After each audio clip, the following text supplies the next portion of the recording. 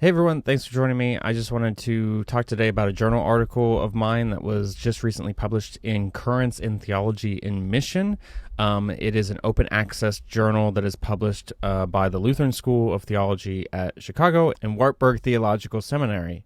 The article I published is called On the Inadequacy of Personal Sin, a socio-political alternative. And I just wanted to share a little bit about that article and read a little bit from it.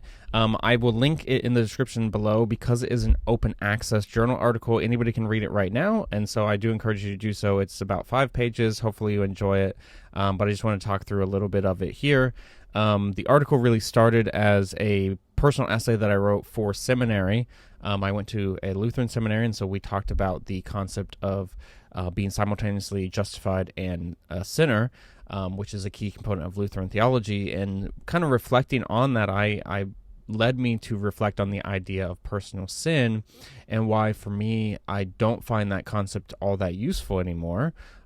Certainly, I still think it's a component of how we talk about sin in theology, but I think what I've come to realize is that I have a broader understanding of what sin is, a little bit more of a corporate or socio-political definition of sin, and I kind of flesh out that idea and some other interesting ideas in this article. There's a lot in this article, and so it's not really easy to summarize it just in one point, but I just wanted to, talk a little bit about how that very concept of a personal sin for me is something that I don't find terribly useful anymore in our present situation, and why this article describes that to some extent.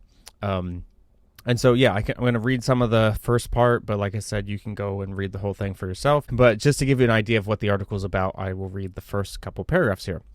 And so the article starts like this. I do not find the idea of personal sin all that useful anymore, either theologically or spiritually. Of course, I'm a sinner justified before God, perpetually falling short of who I should be, summa justus et peccator, that's that simultaneous justified and sinful. A strictly personal definition of sin, however, is not as central to me now as it once was, nor do I think it is helpful for our present situation. Maybe it is because of the baggage associated with such a narrow view. The doctrine of sin that I was taught produced a traumatic pattern of shame and self-abuse. I recall a particularly extreme example from when I was a teenager walking home while beating myself up physically and mentally, aggressively stomping my feet, hitting my legs and chest, and repeating a mantra of negative self-talk, all in the effort to shame my way out of personal sin. The gospel was about overcoming personal sins and little else.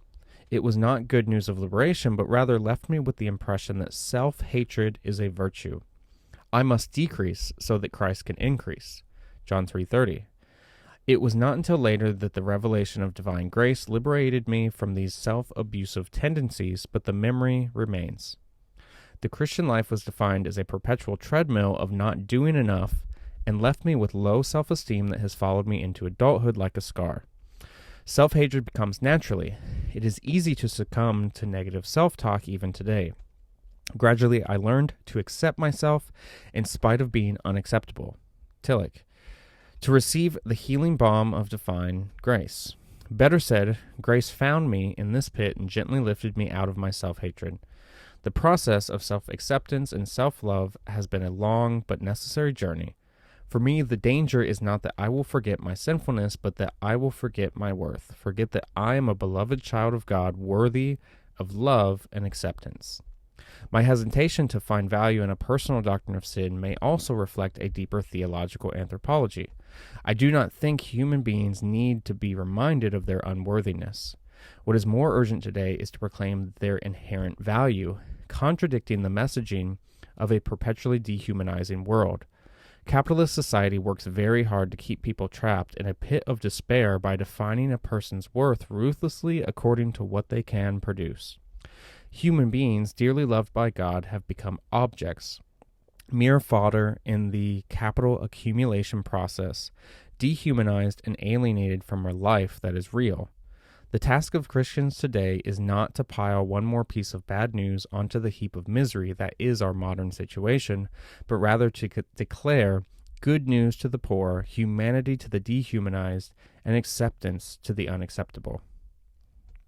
And so hopefully that gives you a little taste of where I'm going with the article. It is quite personal. It's vulnerable to share some of these things. As I was reading through it again, it's been a while since I wrote it and submitted it for publication. One of the things I was thinking about as I reread it was how this final paragraph about deeper theological anthropology, I don't mention it in the article at all, but really a lot of it comes down to Karl Barth's doctrine of sin, which I've always found quite compelling. He makes an interesting point to argue that we don't even know what sin is apart from its overcoming in Jesus Christ. And so he has this really beautiful understanding of sin where it's only in light of the atonement, in light of Christ's overcoming of sin, that we even know what sin is. And I think a lot of the times the gospel we talk about in the church or in evangelical circles especially looks a lot like this assumption that we know what sin is and we define it in X, Y, and Z terms, typically quite moralistically and personally, before we then go and apply Jesus as kind of the tail end to that message, where Barth emphasizes that we have to begin with the God who comes to us in Jesus Christ, who comes into the far country to redeem us, to rescue us from our situation. And it's only in the light of that that we actually understand the depth of our true darkness. And so